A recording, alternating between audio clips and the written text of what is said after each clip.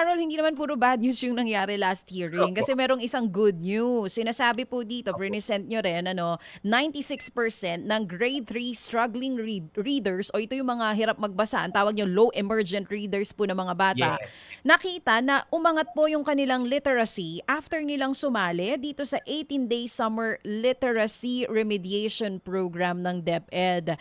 Ano po ito? At anong dahilan? Alam Bakit na mabilis yung kanilang pagkatuto sa pagbasa?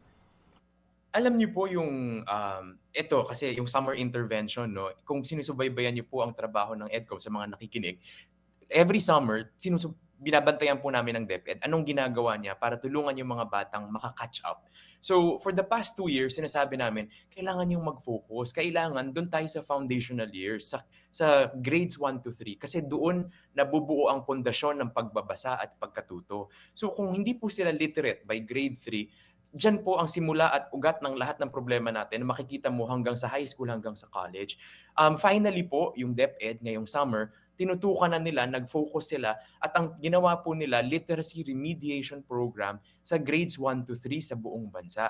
So ang ginawa po dito, lahat ng low emerging, so meron pong assessment na ginagamit ang DepEd, lahat ng low emerging or hirap makapagbasa ng mga salita, makapag-recognize ng mga letters at vowels, ang ginawa po nila, nag-stay sila ng summer, pumasok po sila ng summer sa literacy remediation program at sa loob ng 20 araw, tinutukan ang bata ng teacher at sinigurong maabot niya yung ganoong level ng pagbabasa. Kaya ang nakita po natin, very great success, libo-libo, 96% ng lahat ng sumama sa programa talagang nakaangat pagdating sa pagbabasa. Kaya nga po ngayon, Galing, medyo mas oo. kumpiyansa tayo na pagpasok po nila ng grade 4, nakakapagbasa na sila, mas magaling na sila kaysa nung nag-graduate sila nung grade 3. So, Oo. important po yung ganitong mga interventions na talagang tutok, talagang nakasiguro na talagang literacy ang tinututukan natin kaysa napakaraming subject pero yung basics wala.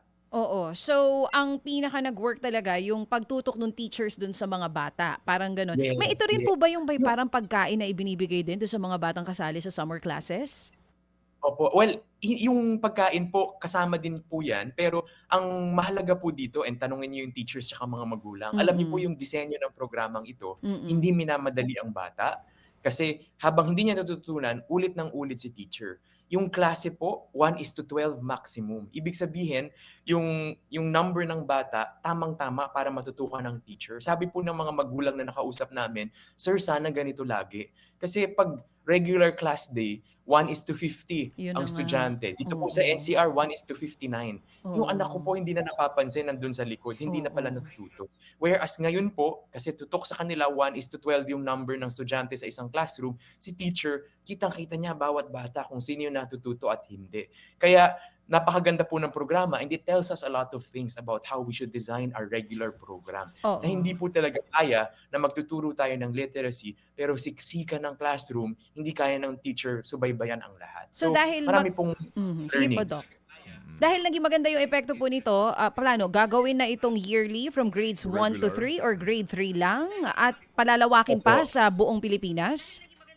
Opo. So, Hmm. currently, buong Pilipinas na po ito. Ang mahalaga, umakyat pa po ito kasi alam naman natin, base sa datos na may mga hindi rin functionally literate na nasa high school or nasa grades 4 to 6. So, ang mahalaga po, pausugin ito, i-expand to cover all the way until grade 10 po siguro. Tapos, ikalawa, sana hindi tayo maghihintay ng summer. Sa loob ng school year, mula June hanggang March, ginagawa na rin natin siya. Hmm.